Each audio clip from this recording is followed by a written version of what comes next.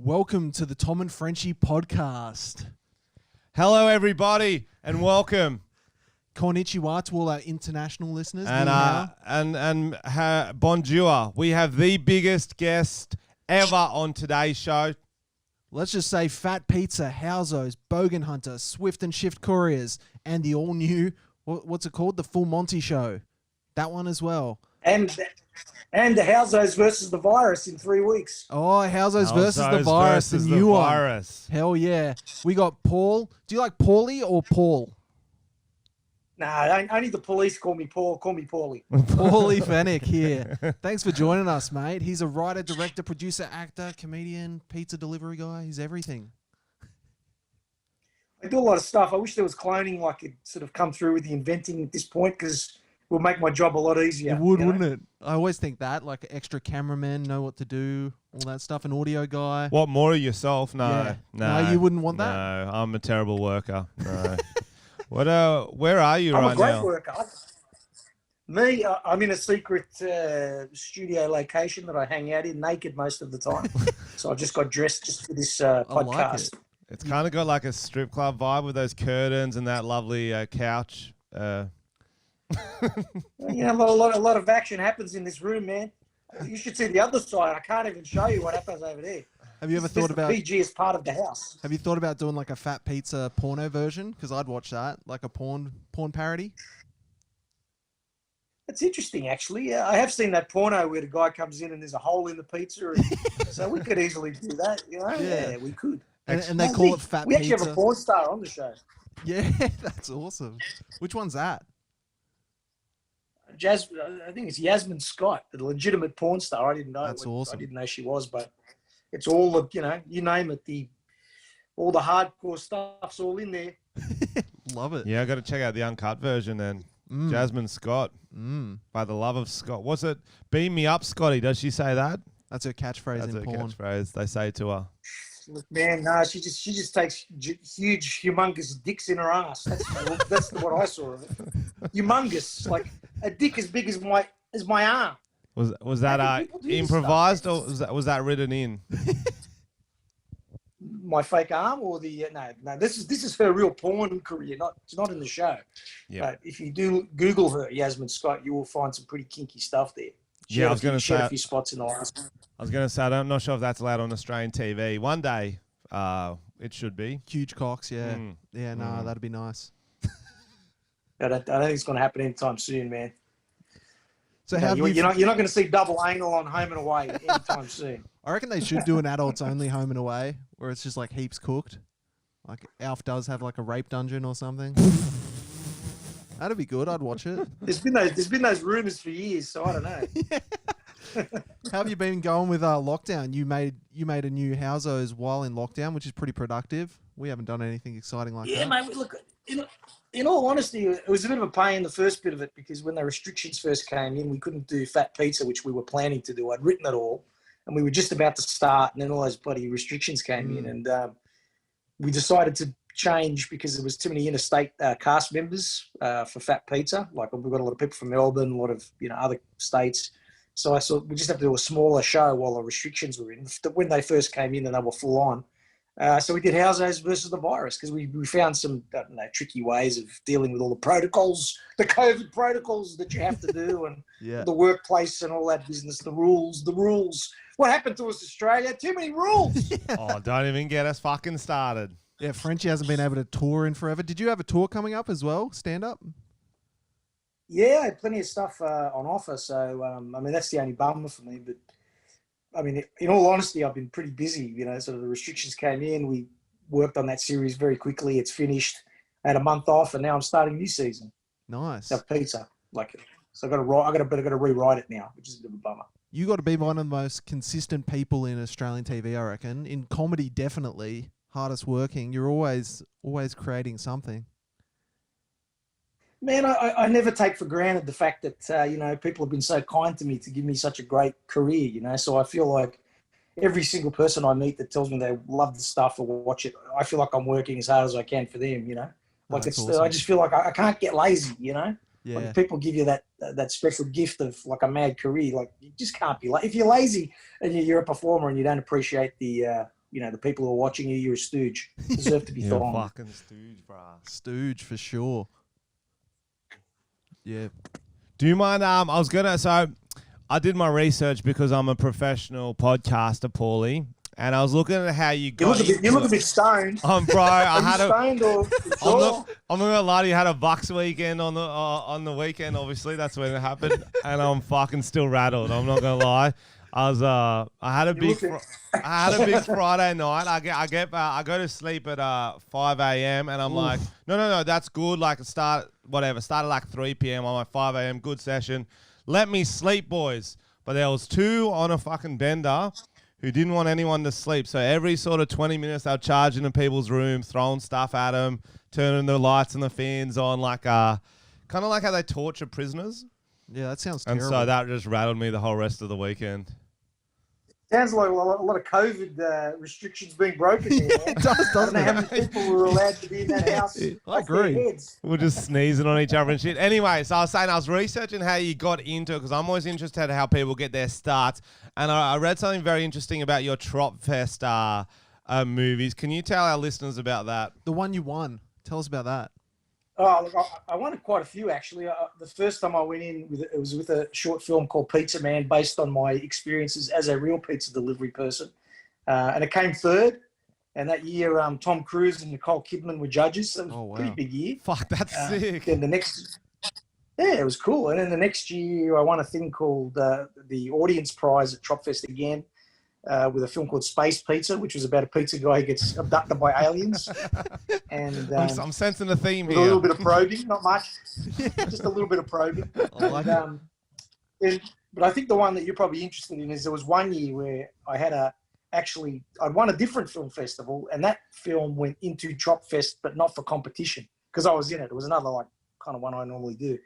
And I made another film because a comedian, Ostentatious, who you may or not have heard of, now he's 100 years old. He had twisted my arm to make a film for him, so I did. And we made this little film, and I didn't think it would get into Trop Fest. And I knew that if I put it in under my own name as the director, would have no chance because I already had a film in. You know, they just go, "No, come on, he's getting greedy." So me and the editor just had a laugh. We said, "Look, just who do you reckon they would want to win this festival this year?"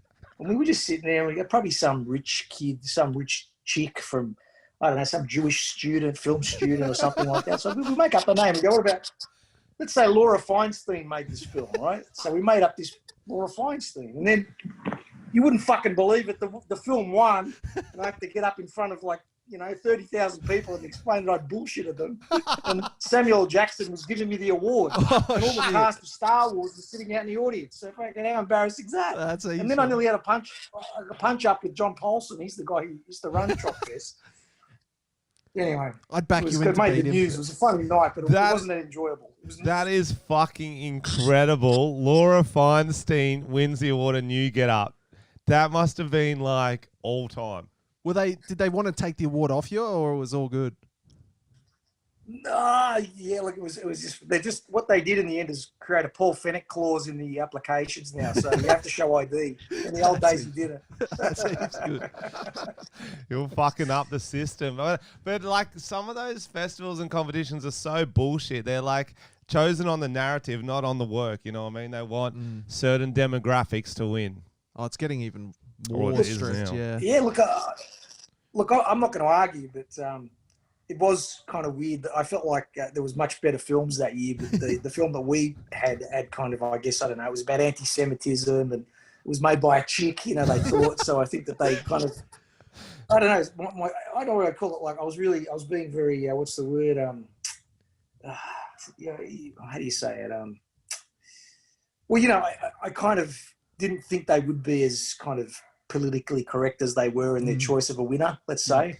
Yeah. So I kind of was surprised, but I wasn't, Yeah. But they got stooged. That's what you get. That's what you get for fucking trying to get just chicks for the sake of it. I got nothing against chicks winning prizes, but you should win the thing on like the quality of the film, not the gender of the person who made it. So yeah, that's totally it.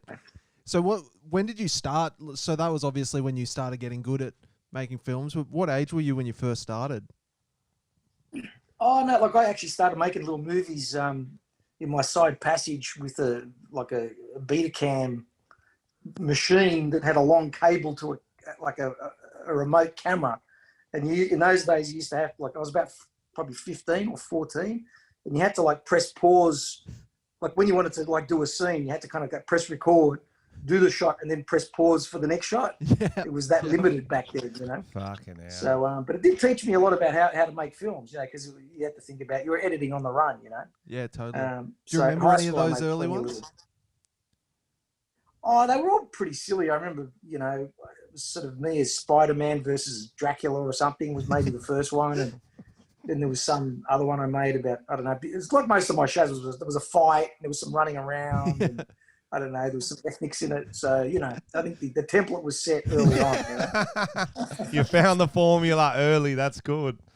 That's good, yeah. And Valiants, I had Valiants back then, so, you know, I was driving around in my Valiant, you know, as well. Fuck, you know. yes. Where did you grow up?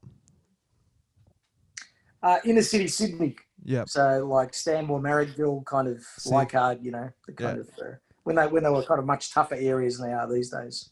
Yeah, I heard it used to be a completely different vibe around there. Like you wouldn't walk around there at night. Now it's like all little hipster bars and yeah, completely different. It was that rough when I was about 11. I went to like back in those days they had the old tabletop video games, you know, in the milk bars. So I was just playing it, and this is how rough it was. I was just playing, and I finished the game, stood up, and a guy just punched me in the face for nothing. It was rough. You must have been too good. Punched, just finishing up your pack, man. That was it. Was it the guy you were playing against, or just a random? It was just a random guy. So, you know, you learn to be on your toes growing up in those days in those areas. That's for sure. I guess maybe it was like a locals only milk bar. Did you look at him funny? Sometimes you can look at people funny. Who knows? But it was just like there was lots of fighting in those days, man. You know, like you could have a fight any day. You could fight 3 times a day if you really wanted to in those days. Everyone would fight. Like now, you know, somebody sneezes at the other person, they call the cops. But back then, you know, like you could have a brawl and they'd be turned up. You know, it's weird. That's crazy. I don't know what's better. The over-policed nanny state that we live in or the violent times of the past? I can't tell you. We need to have a revolution. I'm with you. We need to start a coup. That's what. When we were in lockdown, I was getting very close to starting I wasn't going to start it, but I was like, you were trying to should we overthrow the government so we can live like Australians again? Half joking. Half. I'm just moving to Sweden. Fuck it. You know. I've been to Sweden. They just go, fuck the virus. And they're beautiful if you survive, over there. You do it. If you don't, you don't. Yeah. Beautiful women. Beautiful women over there. Yeah. That's too tall a plus. for me, but yeah, that's okay. True. I'd still have a crack. So after Tropfest, you kind of had success there, and then did you go straight into trying to sell like longer form, or what was your plan? Well, I had a bit of a weird career path. I was sort of, I finished high school, and then I was I went in the Army Reserves for a while, and then I kind of got a job at the ABC sweeping floors, like in the studio. And from that job, I got a job in staging, what they call stagehand, and used to do props and put the sets together and all that sort of stuff. So by the time I made those Tropfest movies, I'd actually been in TV for maybe about 8 years. Wow. And at the ABC, I worked my way up from basically being a shit kicker to being a junior director. You know, oh, cool. It was kind of a weird path, but you could do it back in the ABC if you had talent back in those days. Very difficult these days. And so yeah, and I think again by the time I sort of was making those short movies, I'd made ads, I'd made music videos, documentaries, wow, reality TV. So yeah, and then I don't know, it started a whole new. Well, it wasn't instantaneous. Like I had the short films, and then I don't know how many years later it was. I ended up working at SBS for something completely different. And they had South Park on, and South Park killed it in the ratings, so they wanted like an Australian South Park. Oh, nice. So I said, oh, fuck, have a look at these little movies I've done. This could be funny with the pizza, the pizza concept. Anyway, so I made a pilot. 6 months later, nothing. They made us make another pilot. Another 8 months passed. This boss just could not make a decision, this guy who was at the top of the, decision-making chain. Now, my condolences to the guy, but out of the blue, he just had a sudden heart attack and died. Right? Oh, shit. And his replacement came in and green-lit pizza within 2 weeks. Oh, hell so yeah. Somebody had to die for the show to get up. That's real. That's a true story. I didn't kill him, by the way. No, seems suspicious. Right, So after that, you literally got greenlit. How many episodes did you make in the first season? I think we did 8 or something, yeah. And look, you know, you could never have picked that it would be have the longevity that it has, you know, ultimately. Yeah, because I remember stumbling on it as a kid and like a teenager, and I couldn't believe it. I was just so unreal. It was like there was nothing like that on Australian TV, so everyone was talking about it at school. It really hit hard. Well, you know, like I was always a big fan of like action comedy from the American, like Eddie Murphy sort of stuff, Trading Places. Well, John Landis, the director, like a lot of Blues Brothers, you know. So for me, comedy, the best comedy that I love, the Three Stooges, is always physical kind of or film comedy, you know. Yeah. And I didn't see anything like that in or many places really for TV shows. So that's the kind of comedy I wanted to do, and I think I still do. You know, I like action over jokes. You know, like I like to see someone getting run over, or you know. You've always got epic fight dog scenes. biting someone. Yeah. A bunch of Africans being chased by a sausage dog. Yeah. That's awesome. So you had pretty much, it was successful straight away, the series, and they kind of realized that they need to make more, or it was weird. It was, you know, it did well. Like the repeat actually went huge. I think the first time around, I remember at one stage we were described as the worst show on TV by some reviewer. Where's that cunt now? Where's that dog? Fucking stooge. probably had a heart attack. He's not reviewing anything anymore. Gave him another heart attack, did ya? Took down another one. I went round, got through with the heart attacks. Heart attack with a bottle. Yeah. You know, it's amazing what you can do with one of those stun guns, eh? I'm just joking. You milk barred him. You're like, who's the king of the milk bar now, reviewer? That's right. Anyway, the repeat from the first season killed it, and then they wanted some more, and then season 2 was huge, like really big. I mean, for SBS, they didn't they didn't make anything that was rating as well as what we were doing, and I don't know. I think we made the Pizza movie, and then we made Pizza 3, and then all the other stuff. We've just been making stuff ever since. It's like and we're talking about 1998 was the first pilot. Hectic. That's absolutely... That's more than 20 years. Right, that's iconic. 20 years to be around is insane in this industry. Especially in Australia. Like in America, there's so many more doors and opportunities. I feel like it's a bit more limited here, so it's super there's impressive. like 5 people who are allowed to make things in Australia, and you're just fucking lucking out. Well, working hard. Especially when you're 5'6" and you're a little ethnic-looking guy on Australian TV. You couldn't have any more handicaps, you know. So you've obviously how many 5'6" ethnic guys do you see on TV? You know, not many. Not many. I can't think. 5'6", he's not ethnic. Yeah, that's right. What I find really cool about your shows is, do you cast real people or actors? I wouldn't call a lot of them actors. That's what That's what I was getting into. Some. You cast a lot of like characters, don't you? Like people you can be on screen, you'll be fucking funny, sort of thing like that, don't you? Yeah, look, well, I think the history of screen comedy proves it doesn't matter how good an actor you are. You just have to be funny. You know, exactly. Like some people have a funny voice, some have a funny head. You know, some of the guys they do really funny, ethnic characterizations. Usually they're doing their dads or their mums, you know, like it's what they're doing, just bringing their community through comedy to on screen. But I just find, it's anyone who's funny that I think has got some screen quality, I'll use them, you know, regardless of their experience. That's really cool. So, Tom was going to do a quick audition for you, just in case you had any roles going. Can you give him a character you'd like him to play? Make it as ethnic as you want. Yep. He's got a bit of a big head, so maybe we can make him the planet Nibiru. Have you heard about the planet Nibiru? I haven't. Planet X? No, but I'd love to hear about it. Apparently there's a rogue planet wandering our galaxy, and it's supposed to like destroy the Earth eventually. That's the conspiracy theory. Okay, I like that. But you don't even know about this planet, so my joke is gone. Basically, I was trying to say, you got a big head, looks like a planet, but we'll do something different now. Yeah, you're a planet. I don't know. We can work with that. You're a planet who's come down to Australia to be a sex pest, and you take photos of people sleeping. Okay. In housing commissions, obviously. Can I get an accent? Can you get an accent? Yeah, pick an accent. I'm sort of thinking like Jeffrey Epstein's kind of Australian cousin. I like that. I like that. That's hot. Okay. So I'm entering as the planet. Yep. You've never met I'll me? be reading the lines. I'm the. Oh, you got to be in it. Don't worry about the planet. Just be the Epstein cousin. the Epstein. Okay, Epstein's cousin. Hello, I'm Jeffrey Epstein's cousin. I'm here to give you a massage. You called? I did not call. I'm just busy doing my stop-go sign. Sorry. Well, it's on go, so this massage is going to happen whether you like it or not.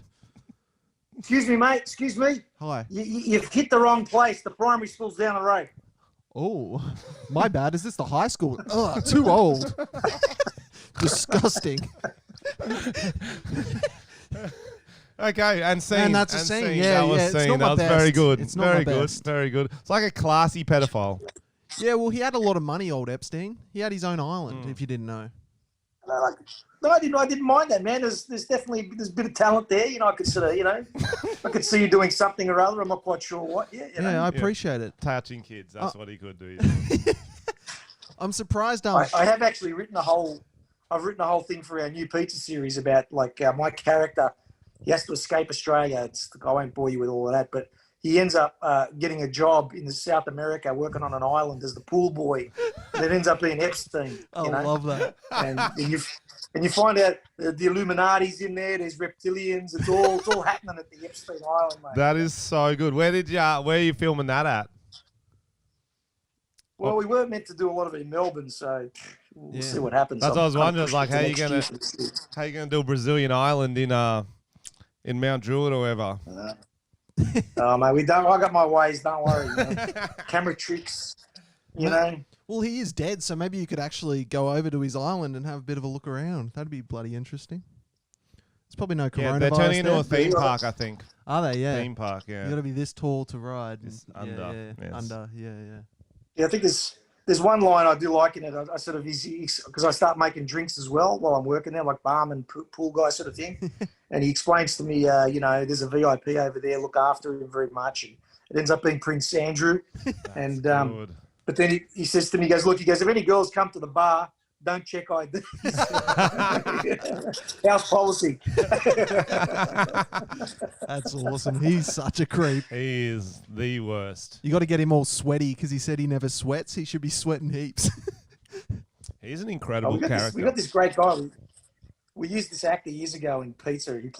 We used to do Prince Charles. He's in Melbourne. He'd be perfect. He just does the best kind of royal, That's funny. thing. Anyway, hopefully we get it all done. Yeah, no, you'll get there. Hopefully it starts picking up again. Yeah, just don't eat any more bats. Everyone needs to sign a petition saying, we're not going to eat any more bats, and then we'll all be good. Oh, they are pretty delicious. I did it. Well, that's actually in the series too. I end up at the Wuhan fish market smuggling lizards. Anyway. So, that's so good. When I eat a bat, or I bite a bat, the bat bites me, so then I bite its head off. The Aussie Osborne. Aussie Osborne. Yeah. Love that. No, it sounds like fun. Yeah, that sounds fucking hilarious. So is that the one that's coming up in a few weeks? No, that's Pizza. That's next year. But the Housos versus the virus lockdown is pretty funny. It's like all the classic Housos characters, and the worst social distancing offenders are all put into one house. My character. And it's just about how they escape just for drugs. That's pretty much the storyline of every episode. How are they going to get drugs this week? That is so good. That's pretty accurate. That's relatable. Yeah, I think that's accurate. Because it was hard to get them during lockdown. You want to laugh. It was meant to go on air maybe a month or two months ago. But then because we did a show about public housing lockdown with the virus, those freaking idiots in Melbourne, once they got locked down, we became too topical. True. To delay it, Can you believe that? It wasn't even a thing. We predicted it. Yeah, that's so That would have been way better. Yeah, use that to sell, to get views. That would have got some good press. You would think so, but they're pretty I touchy. don't know, they just got a bit nervous. Because it's on 7 May. Is that right? 7 May. That's the one. Sick. Yeah. What do you Pretty good, man. It's actually a good series. What do you prefer filming, Housos or pizza? They always end up being equally painful. Although I get more, there's more sort of chicks for Frenchy and Housos, which is not bad. Better. That's better. More fun to shoot. I mean, Frenchy, sort of, I like the character. He kind of never loses, you know, like he always beats the cops. He gets threesomes with chicks. He doesn't give a fuck. He's got STIs. He doesn't care, you know, like there's something cool about that kind of character, you know. Whereas Pauly's like, I don't know. He's a bit more of an idiot, like the pizza character. I don't know. Yeah. Whereas Frenchy to me is like the Bogan Fonzie. So he's a cooler character. Bogan Fonzie. That is a perfect way to describe him. That's so good. Do you have like a favorite character out of all your series that you like writing for? You like seeing them act? You mean myself or other actors or everyone you write, like all your characters? Look, you know, I think what I do like the most is when we find someone new who's really good. And there's been so many over the years. You know, the girl who plays Shaz is one. You know, we discovered Rebel great. Wilson. Rebel Wilson, that's right. Jabba back in the day. Kev the Kiwi, he's another great find. Real funny. We actually just found this girl, I forget her surname, Cairo, but she plays Shaz's daughter in the new season. Awesome. Her name's Holden. And fucking, she's so good as Shaz's daughter. Like, we have these awesome slow motion punch ups between mother and daughter. So I think maybe she might be my favorite just recently, just because I didn't expect her to do so well. You know? That's awesome. But pleasantly character. Pleasantly surprised. Do you get a cut of Rebel Wilson's earnings since you made her? Nah. She gives me nothing, mate. Not even a fucking handshake. Fuck you, Rebel. Fuck you, Rebel. You ungrateful fucking bitch. You are not even a Christmas card. Not even a card. Even Christmas card. What the hell? You got the fucking Hollywood based on all the stuff we fucking taught you. You didn't even give us one fucking Christmas card. Fuck you. Not one Christmas card. Not a slab, nothing. Not a shard, nothing. Mate, I'm only asking for a card, you know. It's not like I'm saying give you a pallet of, you know, Johnny Walkers, you know, like blue. Yeah, anyway. Yeah, everyone says Home and Away makes all the Hollywood stars. I like to think it's more of a pizza thing. That's what I say. Pizza makes the she's doing that show Pooch Perfect, so you could get your dog on there, maybe start some beef. Oh. That could be good. Or yeah, that's a good idea. I should have snuck on that show. Yeah, for sure. Snuck on with the Fonz. Yeah, it would have been good. By the way, I watched the whole first episode of your new show, and you weren't even in it. You weren't in it yet. Full Monty thing. Yeah. I haven't seen it either. They told me it was on. I said, "Oh yeah, everyone, I'm on." You were at everyone goes, "You weren't in that episode." Oh, fuck. They put you at the preview in the start to draw us in, and then you weren't even in it. The first episode. Yeah, weird. Yeah, I was like, "What the fuck?" So I can't watch myself on that show. I'll tell you one thing that I will admit one thing about myself. I hate seeing myself on TV as myself, not in character. Like I just hate that. So I can't watch bloody. Right. I just fuck. You know, I don't want to see myself like in real life. I'm living real life. You know, like yeah, true. It's hard enough. Now I'm gonna look at myself doing real life. Or sort of faking it a bit. I'd rather be in character anyway. Nobody wants real life. Yeah, like it is more fun. Everyone gets enough real life in their own real life. They want some fun fake life. They want Epstein's Island jokes, not exactly. Not going there. I had this one. When I got on a skit show, they did a skit show for the internet people, like maybe it was a couple years ago. They promoted me on it. They put me in it. In 8 episodes, I was in there for about 30 seconds. I was so spewing. Oh, really? That's rough. I was so spewing. Oh, yeah, it was the same thing. I was like, everyone watch this. I fucking made it. Comedy Central. It was 30 seconds. And it wasn't my best work. It was. My advice to you is to become a producer, director, writer, actor. Then you can't cut yourself out. So you got the power. No one can cut you out if you write yourself in everything. You know? Yeah. How do you find doing all those things? I feel like that's just a fucking stress attack. Is it a lot? Yeah, look, it's not. Yeah, it's certainly not easy. Like, and the budgets are getting lower and lower, which makes it even more tricky. But you know, you just look at. You know, I said a bit of army experience. I was a boxer. I've had real jobs in real life, and TV is a lot easier. So definitely, I just suck it up and just work hard and try and do it as good as it can be. You know. Is there any advice you'd give to your young self now that you've done about 20 years? Young self, how 20 old? years, like starting out in 1998. What would you have said to yourself now that you've got 20 years experience? What would I have said to myself? Here's a list of cunts to avoid. Love professional and private life. There are a lot, isn't there? You meet a lot. I got a bit of a list, but I don't know. Professionally, no, I don't know. It'd be weird. I think I was just all this stuff that sort of happened to me was just there was so many twists and turns of just dumb luck and just I don't know being opportunistic and having to meet a challenge when it was there. So there wasn't one thing or another that made it easy or difficult. It's just like it's always a constant kind of battle to get it up the show or not the dick and then sort of make it. When people say, what advice would you give to your younger self? All I think about is telling my younger self who wins which sporting competitions so I could bet on them, make some fucking money. You know what I mean? That's smart. Yeah. Of course, the lotto numbers would be so easy, if you could just, but that probably wouldn't be allowed if the time machine thing happened and you got to go and, they'd probably make you fill out a form saying, look, if you reveal any future earnings, we'll fucking send you to the Stone Age and you're not coming back. Did you, this is kind of not related. Have you seen Chris Evans lately? Captain America got a leaked dick pic. He got a leaked dick pic on his Instagram. What are we dealing with? I haven't seen the pic. And I wouldn't look at his dick pic anyway. Sometimes we like to talk about trending topics on this podcast, and that was one that's going through my Facebook chats at the moment, and it's very impressive, as you might expect. Yes. Oh wow, good on him.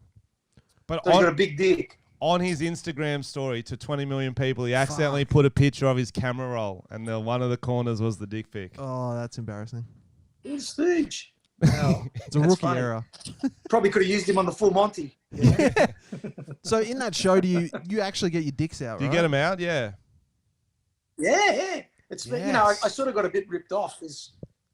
They told me that so you learn this silly dance, which wasn't that hard to be honest with you. I mean, the other guys acted like it was so difficult, but it's because they were sportsmen. You ever tried to teach a sportsman anything apart from sport? Yeah, Wayne Carey looked a bit goofy. It's like trying to teach a monkey how to drive a car. Eh? Wayne Carey looked a bit goofy when I watched the first episode. Looked like he was going to struggle.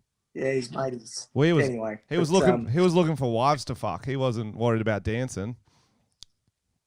Maybe I said the wrong name. Yeah, who do you mean? Wayne Carey? I don't know. Go on. So yeah, you learn the silly dance routine and you do it, and then in front of like a full theatre of people, probably about 2,000 people. Yeah. And at the end of it, you got to whip it out, But it was a bit like, the other guys were so worried. I was like, the bummer for me is I was the smallest prick, like literally the smallest prick there. Everyone, like I'm 5'6", everyone's all started 6 foot. There was one guy who was like 6'4". That's unfair, man. I mean, putting a guy with a 6'4", imagine the size of his dick. I didn't look, but I'm just guessing it's massive. Just by it should be. Like even when I was a boxer, I was only a lightweight. So I just had no chance in the size terms, no chance. But anyway, but the funny thing was, at the end of it, they said you whip it out. These fireworks go off. The fireworks are supposed to meant to cover your bits or whatever. And then that's the show. They said, show's over. I said, cool. So I went backstage and I thought, you know what? Fuck it. They've all seen my gear anyway. I'll do a nudie run for the audience. So I did 2 nudie runs, assuming that they wouldn't be on the broadcast. And now they're on the fucking broadcast, I was told. So there you go. That seems funny. Did you fluff it up a bit? Take something before the show? We all attempted to, but, once you're up there dancing in front of 2,000 people, it just shrinks back. Yeah, that's true. It unfluffs. I would have got like a prosthetic, like a really big black one or something. Put some Play-Doh on it or something. Yeah. That'd be fine.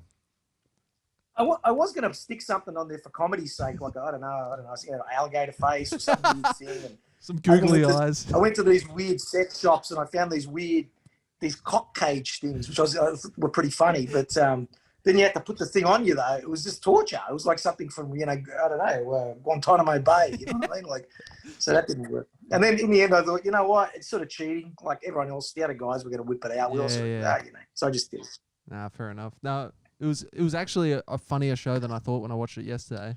Well, I was peeing next to my mate on the barks. Oh no, this is half related. And it was at the toilet. Usually you go urinal, you don't see. So I was at the toilet. So I had a very good view of his penis. No, I wanted to get your thoughts on this. He doesn't roll his foreskin back to pee, so he doesn't aim and he just flops it out and lets it go like the anteater. Like sprinkler. So the sprinkler, he does a sprinkler. And we couldn't get over it. It was like That's animal behavior. It was animal behavior. That's not First normal, of all, is it? you're not meant to look at each other's dicks. Yeah, you are. On a bucks, you are. Full Monty, is it allowed to? I'm look? circumcised, so I can't relate to this story. Yeah. But you look at the boys' dicks, don't you? I didn't have a look, mate. Honestly, I didn't want to look at all. I was looking at the audience. There was a chick with big tits that came with me. And I was staring at them most. Well, you're on Tom's side here. I'd probably be I'd be looking at the dicks. I want to see what the boys are rolling with. See some of the celebrity dick. Yeah, definitely. It's just weird. I mean, look, it's not like I haven't seen what a dick looks like. I look at porn every day. But I just didn't want to see their dicks because they're right next to me. I don't know. It's a proximity. Too close proximity dick syndrome. That's what I think it was. Yeah, that does happen. PDDD or whatever it is. But yeah, I think he should have rolled it back. It's Well, at least held it. At least held it. More hygienic. He was just like freehanded. He was freehanding too. It was. That's COVID safe though, not touching anything. Yeah, I know. That's COVID safe. We've all got it. Anyway, moving on. Well, I don't know what else I can add to that anecdote. How do you find, because with some of your movies you worked with like bigger production companies, how do you find working with them? Is it too many cooks in the kitchen? Is it worse, or is it more fun with a bigger budget? It depends, look, it's not my. If somebody would give me the money, I'll happily make it. I'm not good at working low budget. I'll probably just pocket half the money. But, well, you got to pay yourself for 8 different roles. That's right. But I guess the bigger crews, the more traditional way other people work, I find them a bit slow, so super slow. We generally have so many scenes and so much action, and, people who've worked with us, we just go, there's no time to stooge around, like it's just, you're in cars 1 minute, you're on the street, there's a fight scene, there's a sex scene, there's a scene with the pizzas, and, it's like lunchtime now, so let's do another 5 hours, They're sounds they're like pretty a fun intense. set. Most sets are just sitting around. That sounds like, because I feel like real productions, it ruins the energy because it's so slow. They take like 7 hours to set up a shot and you're fucking tired by the time you're shooting. So especially in comedy where it's like you use your energy on one of your bloody close-ups or some stupid shot they won't even use. That's your best take. 100%, guys. Like for those exact reasons, that's one thing I learned actually when I was at the ABC. I used to work on those sitcoms. There's one called Mother and Son, which you probably would have heard of 100 years ago. And they used to rehearse the fuck out of it, because it was live, so they had like a studio audience. But by the time they did the jokes, 10 hours later, it was so stale and there was no fun, and it was just like, I don't know. So it really put me off. Those big crews actually really put me off that style of filmmaking, Yeah, totally. Although, that said, I did work on a pretty big movie and I really enjoyed it. I was in Paul Hogan's last movie, the excellent Mr. Dundee. They shot a bit here and a bit overseas, and I had a great time. But, it was a bludge for me. When's that coming out? It's already come out. They were going to put it in the cinemas, but because of COVID, it went straight to Amazon or something. So that's why that's sick. Yeah, that'd be cool. He's a bit of a legend, isn't he? How good is it? I was just going to say, to me, it was like a career highlight. I'm in a movie and with lots of scenes with Paul Hogan. They've also got, I wasn't in scenes with these guys, but doing the movie, Chevy Chase, John Cleese, Olivia Newton-John. That's unreal. Some of my favourite stars ever were in the same movie I was in. That's awesome. That's all time. The fucking dream team. That brings up something for me. I recently went to a Grease sing-along, and I think you were in the crowd. Can you confirm or deny? Yeah, I was there. Was it at the Orpheum? Yeah, bro. I was like, I swear that's Pauly, but I was like, I'll leave you alone. It was me. Yeah. I went with my girlfriend. It was really fun. Love that movie. Yeah, I was with a chick with real massive hooters. Yeah, you were. Did you notice? Yeah, I did. Okay. That was definitely me. He talked about it on the podcast. He's like, he didn't want to cock block you. Do you know she was she was 28 in that movie, playing a 17-year-old. Well, I mean, Grease is one of my favorite movies. I love Grease. Unreal. I don't know.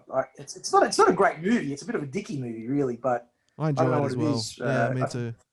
Yeah, what do you reckon's going on at the end? Olivia Newton-John. When they fly off in the car, what's happening there? Yeah, well, the only thing, the funniest thing about Olivia Newton-John is I used to work with Ian Turpie on Swift and Shift. I don't know if you know Ian Turpie, the game show host, whatever. He was a big actor. He was like, he and her were apparently like Kylie and Jason in the 50s, you know. Right. And so Turkey was a mate of mine for ages, and then I found out that he was a real pants man back in the day. He banged Olivia Newton-John. He was banging all these like hot, famous chicks. And he used to have this weird code thing with him and Barry Crocker, where if someone was rooting a chick in their apartment because they were living together, you'd have to hang this certain towel out the window so you would know as you were walking up, you know. That's awesome. So the towel's hanging out. Probably have to fuck off for about an hour, come back, you know. They had the towel out. That's good.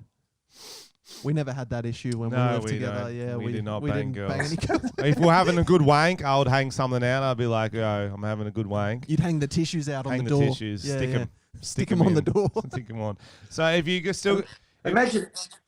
No, I was going to say, imagine being the flatmate. Imagine being the flatmate. You know, Turpy comes in, you know, he's banging Olivia Newton-John over there in the other room, and you're just in the toilet, you do a big shit, and then poor Olivia Newton-John comes out after and take a shower, and then there's your smell of your turd. I wonder if that happened. Surely, I reckon it would. 100%. Or imagine if you went in there and it was the smell of her turd. Bro, back when I was living at that would just ruin it for me. Back when I was living at my parents', whenever I would take a shit, I swear the cleaner would rock up. And she was only there like once every 2 weeks. But just as I did it, she'd rock up. I'm like, oh no, now she's going to hit that. She's going to hit that smell. And she knows it's me. Is she hot? No. Oh. You would. Then what are you worried about? Yeah, exactly. Oh, respecting. I wasn't trying to jag her. So if you don't mind, we've got some fans to ask you questions. A lot of our listeners fucking love your stuff. Who should we go with first, Scotty? I mean, Scotty. That was Tom. He's been on his Bucks weekend too long.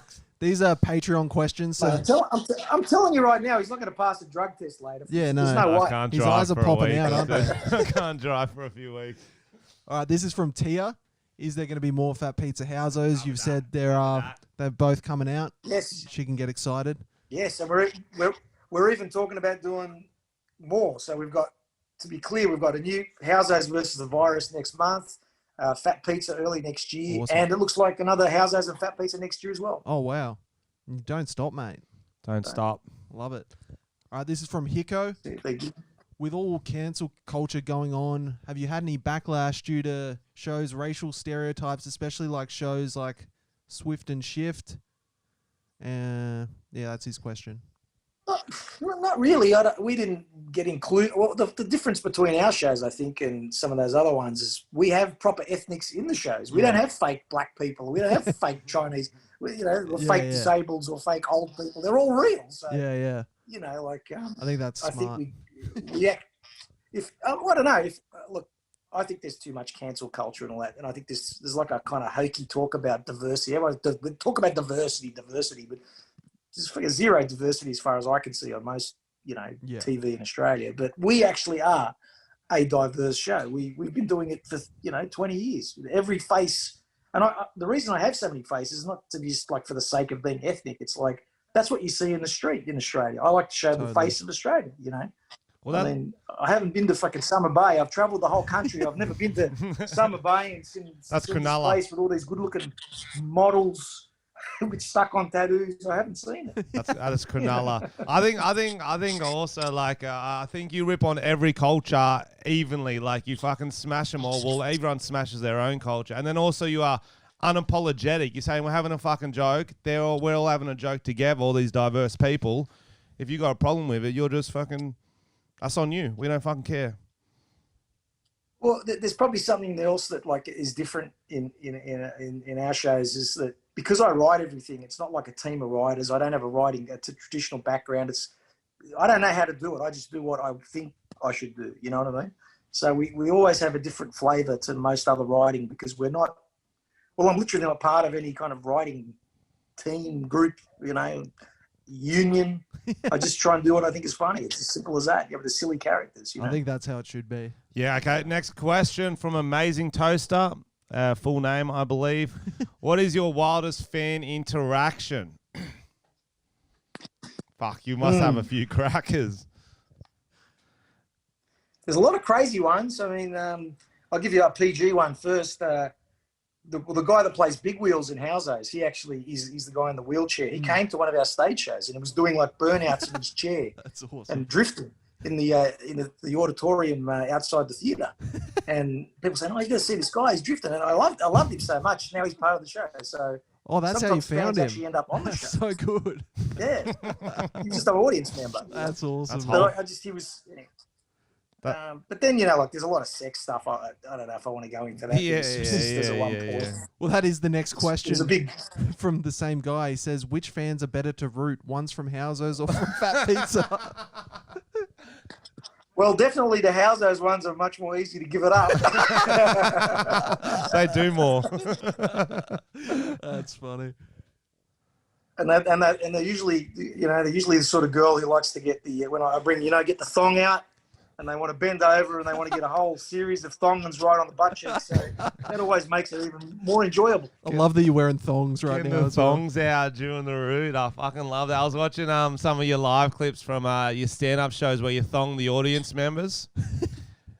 And fuck, you go hard on them, don't you? Because I tell you how, the thonging, I never even wanted to do the thonging, right? So when Housos sort of came out and I throw the thong around and that, I started doing stand-up shows, and then people at the end of it would always go, "Come on, Frankie, thong me, come on, fucking thong me." And I go, "I don't want to fucking thong you." They go, "Come on, fucking thong me." So I'd give them a little tap or something, And they go, "Is that all you fucking got? Me motherfucking hits farted." So I said, "Fuck you then. You want a hard one? I'll give you a hard one." So now I don't hold back. They get and keep in mind, I used to be a boxer, so I give them a full hook swing, the whole shoulders in it, the ass cheeks in it. It's a hard hit. Frenchy has the same problem because he's done a lot of shoeies in his videos. So now when he does stand-up, they always call out, "Do a shoey." He's got to do it out of some Manx shoe on stage. I never wanted to initially, and then once I embraced it, I'm like, fucking, they enjoy it, I enjoy it. Let's just drink out of someone's shoe. Why not? No, mate, I hear exactly. That's how now the thonging used to be just like a thing we did at the meet and greet, but it became so like full on. Because you'd thong someone and everyone would go like, "Oh," like a big moment, So I said, "We're going to get this in the show." So now it's actually the conclusion of the show. I ask audience members who want to be thonged to come on stage. That's awesome. That's a good finish. Men get it in the face, women get it on the ass, and in the then face. I finish the show with a song about thonging. So it's everyone gets a little souvenir to leave with. That's killer. Mate, some of the bruising. I wish I could show you. I think I've done on some butt cheeks up to like about 80 thong slaps. And what you'll see with the thong slap is when you hit with the thong, you see the plugger leaves the bruise. Oh. So you can count exactly how many thongs by the amount of plugger marks on an ass cheek. That's funny. It's your calling card. Milk bar. It is. It's like how Batman's got that light in the sky, the plugger mark. That'll be like an old western, like a shootout. Pull out the thong, let's go. Yeah. Okay, what's next? This is from Miles. He said, "Do you still talk to the guys from Fat Pizza? You still work with them?" Yeah, we're still working with them. Yeah. Hopefully. Not on set. They can't look you in the eye. I'm not going to lie. I'm not going to name names. Over the years, some people have really fucked me over, and I like to think that I'm a pretty generous kind of person. So some I don't talk to, but most, we talk and we work. And some people in the shows are really like I would say close friends. That's good. Like the Abdul guy is actually, I would consider him a good friend. And yeah. The guy in the wheelchair has actually become a really good friend of mine as well. So James, he's a great find. Big Wheels is his character. No? Very funny. We got one from Pidge and Scram. I don't know. She must be a chick, yeah. She saw you on Tinder. Does he have any better chat up lines than Frenchy? What's your go-to line if you were on a Tinder type app? Well, I think my favourite pickup line is a good retro one. It's this one. "Hey, baby, I'm like the Rubik's Cube. The more you play with me, the harder I get." Yeah. That's good. I love that. Done. Panties dropped. Done. That's over. That is good. What are you doing over here? I'm getting stuck on the cords. Don't worry about yourself. Frenchy just had a moment. All right, we got this one's a bit of a rogue one. I don't really understand it, but I'm going to read it. This is from Hicko again. It says, "How fat is the pizza? Is it chubby, fat, or morbidly obese? Is it thin enough to be rolled up and used as a fleshlight, or too fat for that?" Well, I've never heard of anyone using the pizza for a fleshlight before. I know what a fleshlight is. I don't own one. I don't know. I reckon you could probably do that. I wouldn't say it's a morbidly obese pizza. I'd say just sort of, just generally fat, just general fat. If we had to compare it to a human being, like not, I don't know, like a Rebel Wilson fat as opposed to my 90-pound fucking life fat. Oh yeah, those are fat. Those are real fat. They are. I always get sucked into those shows. I watched one the other day, and I was really into it. And then at the end, it just had like a title credit come up, and it said they died. Oh fuck! Yeah, there was no really? resolution. The person just died, and you didn't get to see it. No. Oh, yeah. So shame. That was depressing as hell. I like all the different angles we've been getting from you, Pauly. You just because is your hand getting tired? I reckon it must be getting tired. It's close to an hour. It is. It's true. I don't have a fucking holder. I'm just using my hand. Well, so, lucky I'm training. We won't keep you too much longer. We fucking appreciate you doing this. Anything else you want to talk about while we got you? No, I'm not in a hurry, boys. I don't know what I want to talk about. I don't know. Maybe just a fun fact for people out there. I actually have to keep myself in pretty good shape for all the shows because it's so physical just to handle all the different jobs for a start. But then all the stunts, I've got to do all the stunts. I coordinate all the fights. Oh, sick. Like in the new Housos, like I had to do, I don't know how many bloody fights. It was like two or three fights in every episode, more or less. But it's full on because you got to fall on the floor. Do you have a favorite fight out of all your fights? Because obviously every episode there's amazing fights, hilarious fights. Is there one that stands out? I have to always go back to the Fat Pizza, the clowns, where I fight the Ronald McDonald clowns. Yes. I didn't realize it was actually a real iconic piece of comedy.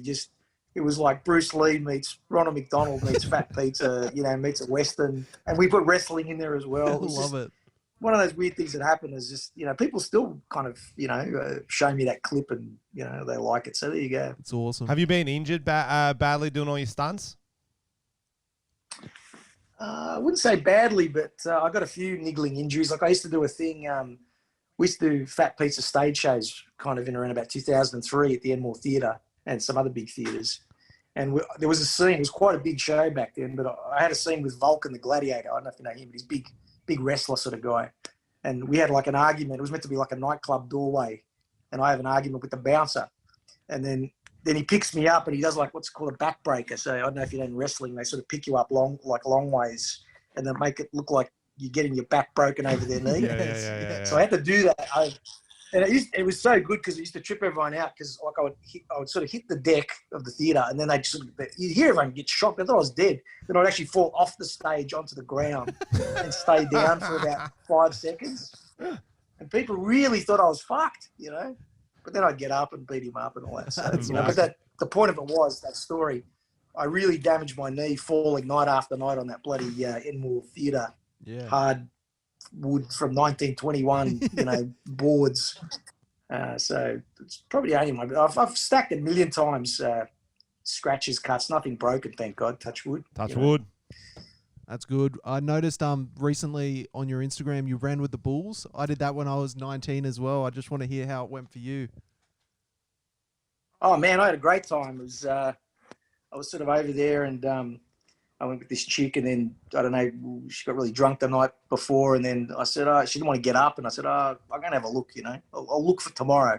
And I went down to the bull thing. I don't know if you know what it's like, but for people who don't know what it's like about 2 Ks in this kind of, I don't know, really old European town.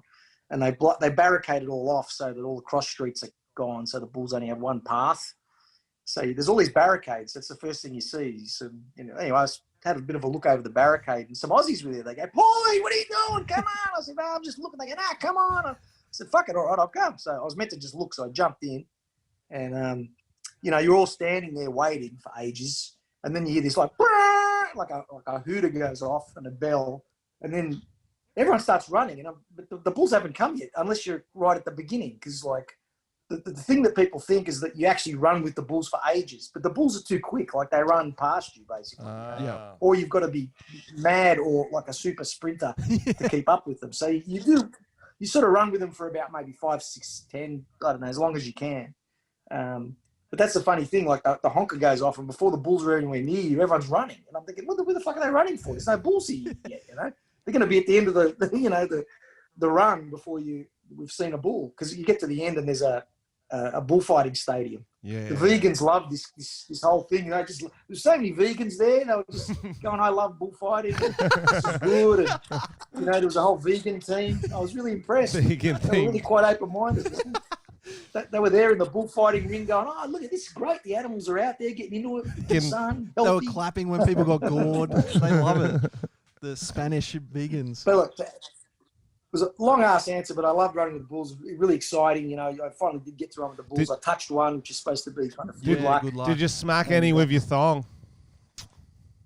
No, I was being careful, man. I was still big killer animals, man. Yeah, like, they were massive. Every one of them's like about 2 tons. You know, they're monsters, mate.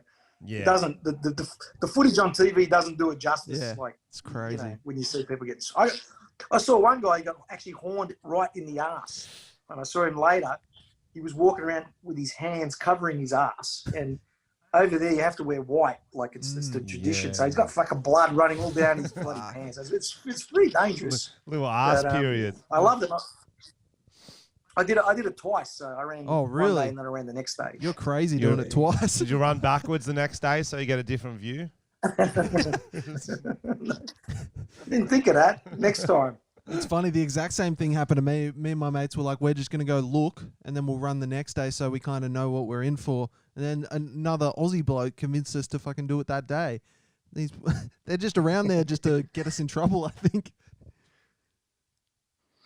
Well, I should explain, I wasn't being extra brave the second time that I did it. It's because I left that chick back in the room the first day, and she wanted to do it the second. So she was cut that I ran without it. So, spewing. That'll chick convince factor. you. Yeah.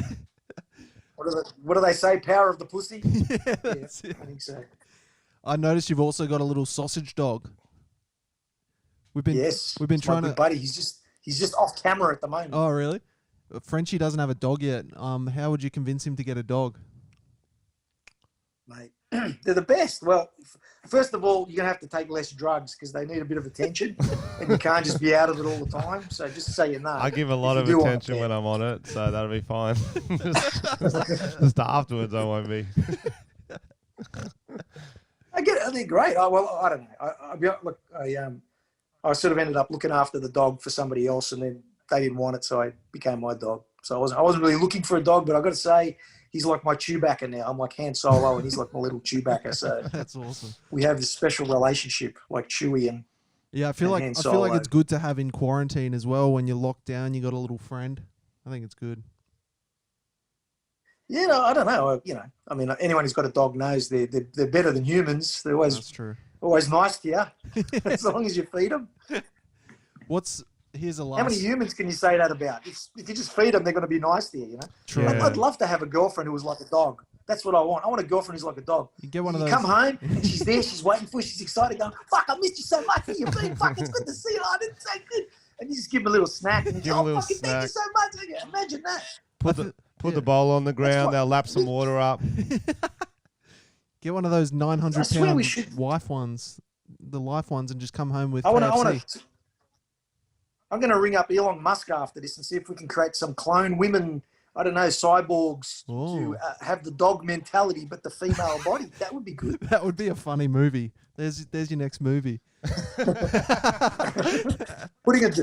a dog brain into the female cyborg. I think that might not get on SBS. That might be a little bit. They'll love that. That might be a bit controversial. I feel like I've been probably talking a little bit politically incorrectly, but I don't know. I've got to this point where I don't feel like being careful about what I say anymore. No, I've been around long enough. I've done enough.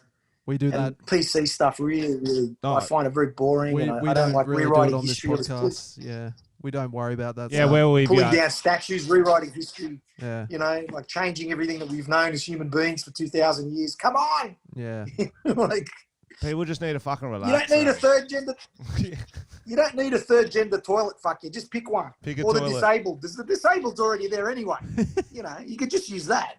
Pick a toilet. I had We're one. gonna have a disabled and a third gender. I did one. I mean, it's gonna. So go on. I was gonna say toilets. toilets will be like the App Store soon. There'll be so many choices. You don't know which one to go. Bro, I was in a nightclub in Melbourne once, and got to the urinal. There's a girl standing at the end of the urinal. She's not doing nothing. I just stand next to her. I start peeing. She's looking at me, and she goes, "Do you care that I'm in here? That I'm in your bathroom?" I'm like, what? Why would I care? But you're like, I'm peeing on your feet. You like move back a little bit. It was legit weird. just trying to start a fight over nothing. I was like, you're a fucking weird bitch, eh? You know what you should have done, man? At that point, you should have done the helicopter. That's what you should have done. R. Kelly Definitely. to R. Kelly. And just said, "Does my helicopter bother you?"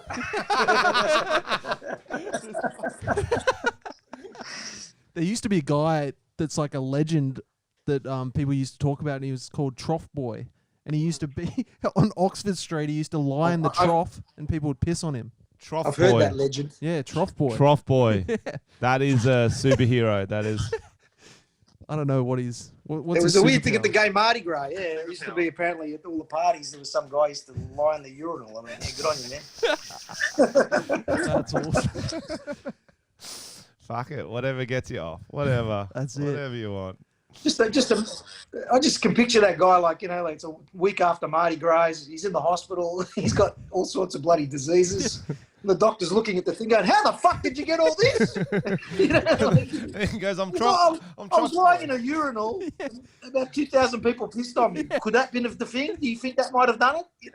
And the doctor will be like, "Oh, Trough Boy, yeah, I've heard of you. You do fucking good work." Yeah, I pissed on you last week. Yeah, Yeah. I think. That's it. What's your favorite cameo? I noticed in your movie you have all these great cameos of different people. Must be mates jumping in. Who's your favorite that you've had? I don't know. Probably very early on in Pizza we had the cast of Prisoner, like the original Prisoner. Oh. You know, we had B. Smith, and I delivered a pizza, and I think I can't remember if they raped me or something, but anyway, it's funny. That's awesome. Like in the scene. You wouldn't want. You wouldn't want to remember that. You blocked it out. You've blocked it out. You know, I've been really lucky. Like I got to kind of meet pretty much at least Australian actors, all the actors that I wanted to meet, or most of them. I'd say maybe 7 out of 10 that I wanted to work with. I got to over the years, which is great. You know, That's awesome. Who's the last few that you haven't? Who will start peer pressuring them to get on you? Get on ya. Hugh Jackman. Oh, look, you know, when you get those A-level people, they'll never do it because, you know, you got to go through the kind of the agents. Yeah, just, true. you know, Too much red probably tape. the entire budget would go with their catering requirements, you know what I mean? With their foot massages. Mm. We're much better with, you know, washed up people, you know. When their career is over, they come to us. It's much better. Robert Kelly could be good. R. Kelly. Mm. Mm. R. Kelly, yeah. He's looking Well, for it's work. funny, like I actually want to use, you know, the guy in Wolf Creek, you know, John Jarrett, Yeah. the actor, you know, he got accused of this and that, and he got off. So I would work with him, you know. I think that's cool. But because I wonder if it's wrecked his career or not. you He'll know? be cheap. Nah, he'll be Can he looking still for do- work. That's smart. Go for the recently cancelled actors. Get them cut price. I like that. Yeah, I'll get Craig McLaughlin in there, you know. Who else we got? You know, What's his name? Jeffrey Rush. Yeah, Jeffrey Rush. Burke from Burke's Anyone who's Backyard. been accused Don of Burke. the Me Too Yeah. laws. Don Burke. Don Burke. Do a Don gardening Burke, scene. yeah, perfect. Yeah. All the classics. I've actually got a weird scene coming up. We haven't shot it yet, so I don't know if it'll actually eventuate, but it'd be pretty funny. Like Jeff Fenech is kind of he's related to me, but not directly. The boxer we're Yep. talking Yeah, about. I know. And I've got a scene where he's my uncle, and every time I go to his house, he keeps putting his fights on from when he was a champion, and he keeps like slapping me around and sparring me because I always say I'm a champion boxer in the show. So I That's can just see going, you think you fucking good, do you? Come on, Pauly, come on, watch yourself. He's been back in the 1994 Olympics. How good am I? How good am I? I'm a real boxer. You know, do like that. That's sick. I love that. That's sick. All right, what else have we got? Is there anything you'd like to plug while you're here? How can people stay in touch with you? Not stay in touch, that sounds weird, but keep up to date. The Instagram. I do the Instagram, you know, stupid TikTok, even though I don't post much on that. TikTok's I just fun. think it's weird. It's stupid, but it's fun. Yeah, you doing the dances? I just can't work out all that text. He's sticking all the text. Yeah, you know? that You're stuff's sitting there hard. with me, I'm smiling with that music, and then I go, you know, hi, I'm Pauly. You know, like, I grew up in Marrickville. You know, like, when I was 6, this really bad thing happened to me. I never got over it. Like, that seems to be a lot of TikToks that I see. Yeah, no, that's most of them. That's all of them. That is. And then do a dance. Do a dance in a crop top. Yeah, that's right. Yeah, exactly. Okay, so Pauly's Instagram is at Pauly. Is that it? Oh, yeah, sorry. Instagram. There's Facebook. There's my Paul Fenech Facebook. There's the Housos Facebook. There's, not hard to find if you want to find us. And obviously, what's coming up, Full Monty next week. I'm actually in it, I think. All right, I'll watch Getting that one naked. again. And then 3 weeks' time, more or less, is Housos versus the virus. Maybe slightly longer. October 27, I think. Fuck yeah. So. Excited for that one. That's going to be sick. Yeah, that's awesome.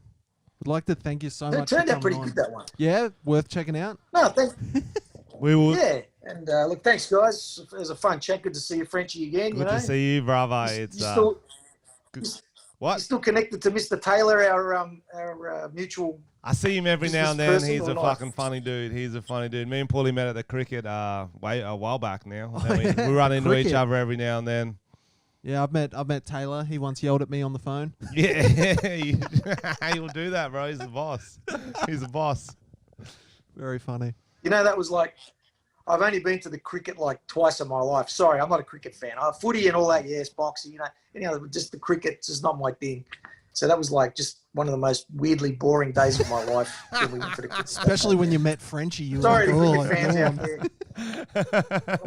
I've been a mixed martial artist. You watch cricket after mixed martial arts. It's boring as shit. I'm sorry. Yeah, that's why you got to drink more there. You just got to not remember it. Not remember it. Yeah. No, it's an art. Cricket's like an art. I'm obviously way too ethnic for that sport, man. I think so. There's just there's just the point when you're slightly ethnic, like cricket just doesn't. It doesn't. The DNA just rejects it. That's fair. That's fair. But I like it's an like I've stopped trying to explain why cricket's good to people because I'm like, I understand why you wouldn't like it, but I've never got into it either. I got no excuse. It's an art, Tom. It's an art. Okay. All right, guys. I've got to go and do a bit of a workout, get myself in shape for this next series. So you do. I love you and leave you. Yeah, you do. Thanks heaps for coming on. Thanks for coming on, brother. I appreciate it. We'll see you on the Full Monty. We'll see you, champions. Take it easy, mate. Brother.